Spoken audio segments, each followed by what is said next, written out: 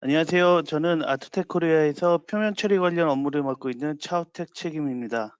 금일 다룰 주제는 무전의 주석 도금 관련 솔더링 프로세스입니다. 지금부터 발표 시작하겠습니다.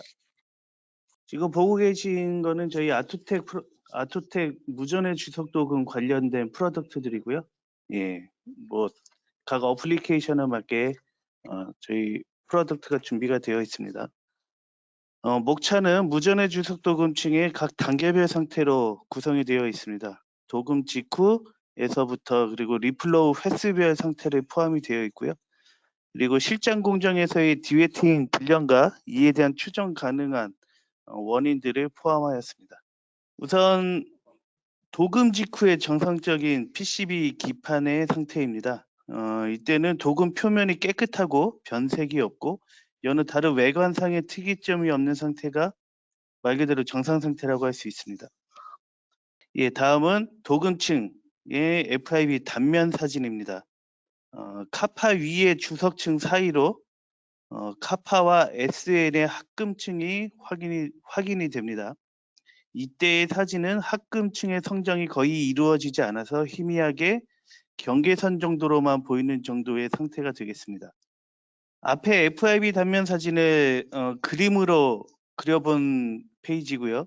앞장에서는 보이지는 않지만 주석 도금층 위에 산화층의 SNOX층이 형성된 것을 보실 수 있습니다. 말씀드린 대로 카파와 SN의 합금층은 아직 성장되지 않았습니다. 주석 위에 산화층이 적당히 형성되는 것은 지극히 자연스러운 현상입니다. 다음은 일면 인쇄 시의 조립면의 상태가 되겠습니다. 솔더 페이스트가 도금 표면에 도포가 된 상태입니다. 아직 열을 받지 않아 도금 표면과 IMC층의 변화는 없습니다. 이때 약 80%의 도금 면적에 해당하는 솔더 페이스트가 도포가 되게 됩니다. 다음은 리플로우 구간 중에서 예열 구간에서의 도식화 그림입니다. 이때 열을 받으면 플럭스가 활성화되어 도금 표면의 산화층을 제거하게 되고요. 그리고 이때의 주석 도금층은 솔더가 퍼지기 위한 저짐승을 갖게 됩니다. 아직까지 IMC층의 큰 변화는 확인되지 않습니다. 다음은 피크 구간에서의 주석 도금층은 도금층의 변화입니다. 주석 도금층은 IMC층의 성장이 확실히 발생되기 시작하는 구간입니다. 또한 솔더는 활성화된 도금 표면 위를 완전히 덮은 상태가 되겠습니다. 이때는 IMC층의 성장으로 인해서 상대적으로 퓨어한 주석 도금층이 상대적으로 감소되는 것을 볼 수 있습니다. 그리고 1차면의 실장이 끝난 상태의 비실장된 면의 상태는 산화 주석층이 리플로우 구간에서의 산소와 반응하여 형성된 것을 볼 수 있고요. 솔더 페이스트의 솔더와 주석이 완전 합금된 상태입니다. 주석층 위의 산화층은 리플로우 조건에 의해서 영향을 받을 수가 있는데 이때 질소 환경에서의 산화층은 산소 조건에서의 산화층의 두께보다는 낮게 형성되는 것이 일반적입니다. 네, 방금 말씀드린 주석층 위의 산화층은 리플로우 조건에 의해서 혹은 환경에 의해서 영향을 받을 수 있다는 그림입니다. 그래서 산화층은 산소 조건에서 질소 환경에서의 산화층의 두께보다는 더 두텁게 형성이 된다는 그림입니다. 자, 이렇게 1차 리플로우가 끝난 직후에 칩이 실장되지 않은 반대면의 사진입니다. 반대면은 변색이나 혹은 다른 변화 없이 외관상의 변화 없는 깨끗한 상태를 유지하는 것이 정상 상태가 되겠습니다. 자, 다음은 1차 리플로우가 끝난 상태에서의 도금층의 FIB 단면 사진입니다. IMC층의 상태가 확연히 성장이 되어 있고요. 그리고 상대적으로 퓨어한 도금층이 IMC층의 성장으로 인해서 확연히 줄어든 상태를 확인하실 수 있습니다. 다음 그래프는 도금 직후와 그리고 리플로우 조건에 따른 주석 산화층의 두께입니다. 방금 전에 계속 말씀드렸듯이 산소 조건의 리플로우 환경에서는 산화층이 약 10나노까지 두께가 확인이 되는데 반해 지금 도금 직후에도 약 2나노까지도 확인이 됩니다. 그래서 산화층이 형성되는 산화층의 형성은 자연스러운 과정이고요. 그리고 리플로우 환경에 혹은 조건에 의해서도 산화층의 두께는 다르게 확인이 될 수 있다는 내용입니다. 이 그래프는 시간과 그리고 리플로우 횟수별 결과값입니다. 역시 시간의 경과시 IMC는 성장을 하지만 가장 큰 영향은 리플로우 진행 시 가장 큰 폭의 변화를 나타냅니다. 이때는 IMC는 이 결과로 토대로 IMC는 시간과 열의 영향을 받을 수 있지만 가장 큰 폭의 변화는 열에 의한 변화임을 알 수 있습니다. 자, 이를 정리해 보면 IMC층은 시간과 열에 의한 영향을 받습니다. 그런데 확산되는 방향은 카파에서 SN층으로의 방향으로 진행이 되게 되고요. 당연히 온도를 높이게 되면 확산 속도는 빨라지고요. 이는 특히 그레인 바운더리 부분에서 확산을 촉진시킵니다. IMC층의 성장은 퓨어튼의 감소를 가져오게 되고 특히 열에 의한 영향을 많이 받습니다. 자, 다음은 리플로우 2회 구간에서의 변화를 설명드리겠습니다. 2회째 리플로우를 진행을 하게 되면 1차면과는 다르게 퓨어틴의 두께가 확연히 감소된 그리고 산화층은 좀 더 두터운 도금 표면 위에 솔더 페이스트가 도포가 되게 됩니다. 아무래도 이러한 변화는 도금면의 젖음성 저하의 원인이 될 수 있기 때문에 1차면을 진행할 때보다는 2차면을 진행 시에는 솔더 페이스트를 더 많이 도포하는 것이 유리한 조건이 되겠습니다. 두 번째 리플로우 구간에서의 예열 구간에서 역시 플럭스는 도금 표면의 산화막을 제거하고 도금 표면의 솔더의 퍼짐성을 좋게 하는 역할을 하게 됩니다. 1차면에서의 마찬가지로 플럭스의 역할은 굉장히 중요합니다. 그리고 두 번째 리플로우 구간에서의 피크 구간에서는 솔더가 녹아서 남아있던 퓨어틴과 합금을 이루게 됩니다. 그리고 1차면과는 다르게 낮은 퓨어틴의 두께 때문에 퍼진성의 영향을 받고요. 그리고 또 IMC층도 성장을 하게 됩니다. 두 번째 리플로우 직후 역시 주석 표면층 위로 산화층이 형성되고 1차 때보다는 약간 더 IMC층이 성장을 하게 됩니다. 물론 IMC층이 성장을 하게 되지만 1차 때 대부분의 IMC층의 성장은 끝나게 되고요. 2차 때는 약 한 5에서 10% 정도의 비율로 1차 때에 비해서 IMC층의 성장을 하게 되겠습니다. 지금 외관상 보시게 되면 1차면과 마찬가지로 변색이나 외관상의 다른 차이는 보이지 않지만 두 번째까지 진행을 하게 되면 약간의 회색빛이 도는 것을 확인을 할 수가 있습니다. 이는 좀 주석층이 조금은 두 번째까지 진행을 하게 되면 약간의 산화와 그리고 조직상의 변화가 있기 때문이고요. 이거는 지극히 정상적인 상태입니다.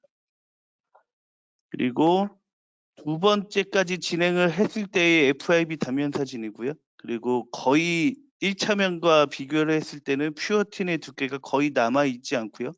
그리고 IMC층의 성장이 거의 탑면까지 거의 성장된 것을 볼 수 있습니다. 특히 IMC층은 CU6SM5 즉 카파면과는 조금 먼 층에서의 성장이 상대적으로 더 큰 것을 볼 수가 있습니다. 자, 지금부터는 불량 현상 관련해서 말씀을 드리겠습니다. 먼저 디웨팅 관련된 사진입니다. 디웨팅 현상이 발생이 되면 원인을 밝히기는 매우 어려운데 불량 유형과 그리고 원인에 대해서 한번 여기서 말씀을 드리겠습니다. 일단은 가장 조금 생소하다고 느낄 수 있는 부분에 대해서 특히 솔더 셀프 디웨이팅이라는 현상에 대해서 조금 설명을 드리면요. 보고 계신 도금 세 가지 사진은 리플로우 횟수별 도금 표면의 이상 현상입니다. 도금층이 꼭 마지막에 부풀어 오르는 형태로 보이게 되는데요. 이를 셀프 디웨팅 현상이라고 부릅니다. 이는 SN 산화층이 손상이 돼서 도금 표면을 보호하지 못해 발생되는 현상으로 알려져 있습니다. 이에 대해 뒤에서 디웨팅을 야기할 수 있는 인자에 대해서 자세히 설명드리겠습니다. 우선 보통 1차 면에서는 디웨팅 문제는 발생하지 않습니다. 보통은 90% 이상은 대개 2차 면에서의 디웨팅 문제를 볼 수가 있는데요. 디웨팅 문제는 크게 세 가지로 의심을 해볼 수 있습니다. 첫 번째, 하지층인 동표면에서의 잔사, 그리고 두 번째는 팀 표면 자체의 오염, 그리고 마지막으로 1차면 직후에 1차 인쇄 직후에 PSI 성분 중에 휘발성 물질에 의한 영향으로 세 가지를 뽑을 수가 있겠습니다.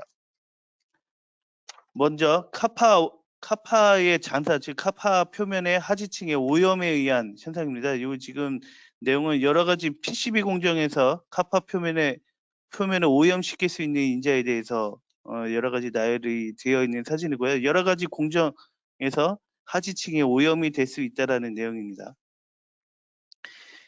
이렇게 오염이 된 그 하지층은 도금 성장을 방해할 수 있는 주요 원인이 되는데요. 이렇게 지금 프리딥 베스에만 담가봐도 그림과 같이 상대적으로 부분적으로 도금 성장이 방해되어 도금층 자체가 미형성이 되거나 혹은 취약하게 형성이 되는 것을 확인을 할 수가 있습니다. 도금전 표면에 오염원이 있을 경우에 어찌됐건 이 오염원을 극복을 하고 도금이 되더라도 도금층 자체는 굉장히 좀 밀도가 떨어지고 강도가 약하게 도금이 될 수밖에 없습니다. 이러한 오염원들이 있을 때, 이러한 오염원이 하지층에 잔존했을 때 어떻게 디웨팅이 되는지 한번 그림을 통해서 한번 보시겠습니다. 첫 번째는 하지층에 잔존했던 오염원에 의해서 도금을 하더라도 불안정하게 도금이 되게 되고요. 방금 말씀드린 데와 같이 불안정하게 도금이 돼도 이로 인해 불안정하게 도금층이 형성이 되고요. 이로 인한 불안정한 도금층은 밀도가 치밀하지 못하고 도금층 자체가 헐겁게 됩니다. 도금층 자체의 조직이. 이때 열에 노출이 되게 되면 IMC층을 형성 자체를 IMC층의 형성 자체가 빠르게 되고요. 그리고 퓨어틴의 두께는 상대적으로 더 빠르게 감소하게 됩니다. 그래서 2차 면에서의 디웨팅 형성의 원인이 될 수가 있습니다. 동표면의 오염 시 1차 리플로우 직후에 FIB 단면 사진입니다. 보시듯이 퓨어틴은 거의 남아있지 않는데 좀 전에 보신 2차 리플로우 직후의 FIB 사진과 거의 버금가는 수준의 IMC층이 성장한 것을 보실 수 있습니다. 두 번째 과정은 하지층의 오염원이 IMC층이 성장함에 따라서 같이 노출되어 산화층에 데미지를 준다는 내용입니다. 이 손상된 산화층은 주석 표면을 보호하지 못하고 팀 표면의 불균이라는 형태를 야기하게 되고요. 이는 2차면 리플로우 시 디웨팅의 원인이 될 수 있다는 내용입니다. 네, 그 추정 원인으로 인한 해당 현상이 발생된 사진입니다. 예. 마지막으로 세 번째 과정은 하지층의 이물이 IMC 성장 시 외부 노출되어 디웨팅을 유발시킨다는 과정입니다. 이렇게 총 세 가지로 하지층이 오염이 됐을 때를 좀 추정을 해볼 수 있고요. 그리고 두 번째 저희가 가정해 볼 수 있는 디웨팅의 원인 중에 하나는 팀 표면 자체의 오염입니다. 보고 계신 사진은 어떤 특정 제품 BGAV의 단면 섹션 사진입니다. SR 인쇄 시 쏠림 현상으로 인해서 도금 공정 간의 도금 표면에 건조 미흡 현상이 발생이 되고요. 이는 도금 표면의 오염의 원인이 될 수가 있습니다. 그리고 홀 플러깅 공정도 원인이 될 수 있고요. 이 공정 역시 지금 수세 처리에 영향을 줄 수 있습니다. 뒷장을 보시면 홀 플러깅이 제대로 되지 않아서 지금 관통 홀 자체가 제대로 플러깅이 안 된 상태로 보실 수 있고요. 이는 홀 내부의 약분 잔존이나 혹은 건조 시 건조 미흡을 야기할 수 있는 홀 플러깅의 불량 형태입니다. 다음은 비아홀의 홀 형태에 따른 수세 불량의 현상 사진입니다. 그래서 지금 모든 이렇게 사진을 간추려 보면 SR 언더컷이라던가 혹은 홀 플러깅 상태 혹은 비아홀에 의해서도 영향을 받을 수 있고요. 이런 파이널 피니시 외적인 이전 공정의 영향으로 인해서 어떤 수세력 혹은 건조의 차이가 발생이 되고요. 이에 따라서 도금 표면에 오염이 되어 디웨팅의 원인이 될 수 있다라는 가정이 되겠습니다. 이 뒤에서 자세히 한번 또 그림으로 보시면 도금 표면 자체의 오염은 물론 PCB 공정에서 또 발생이 될 수도 있고요. 그리고 SNT 공정 그러니까 1차면 진행 시에도 발생이 될 수 있습니다. 여러 가지 오염 인자의 영향으로 혹은 리플로우 진행 간에 또 오염이 될 수 있는데요. 이로 인해서 지금 주석 도금층이 표면에 오염원이 발생이 될 수 있다라는 내용이 되겠습니다. 도금 표면에 오염물질이 혹은 이물이 남아있으면 오염원이 생성이 되면 1차 리플로우 진행 간에 마찬가지로 산화층을 손상시키게 되고요. 이는 또 마찬가지로 틴 표면의 보호작용을 저해하여 셀프 디웨팅이 발생된다는 내용입니다. 셀프 디웨팅 현상을 광학 현미경이나 스캐너로 확인을 해보면 이렇게 회색 부분과 혹은 검은색 부분으로 이렇게 좀 구분이 되는데요. 이렇게 조금 불량으로 추정되는 혹은 이렇게 부풀어진 부분을 저희가 보면은 밝은색의 형광성 물질을 포함하고 있음을 좀 확인을 할 수가 있습니다. 다음은 SR 링크가 디웨팅에 영향을 끼칠 수 있다라는 내용으로 설명드리겠습니다. SI 성분 중에 약 한 30% 정도는 휘발성 물질로 이루어져 있다고 알려져 있는데요. 이 성분은 SR 건조 공정에서 상당 부분 좀 휘발이 되는 걸로 알려져 있지만 만약 그 건조 상태가 불량할 경우에는 휘발성 물질이 완전 휘발되지 못하고 제품에 잔존을 할 수가 있습니다.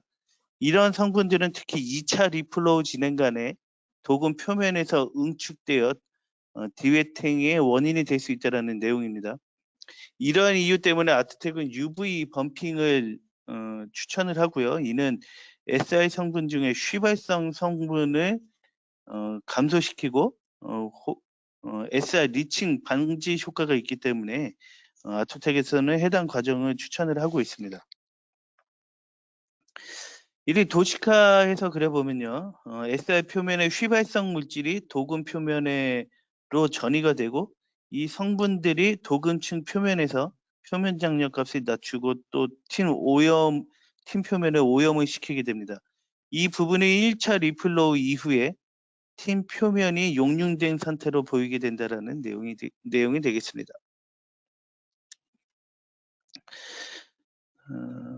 요거는 지금 저희 아트텍에서 직접 평가를 해본 내용이고요.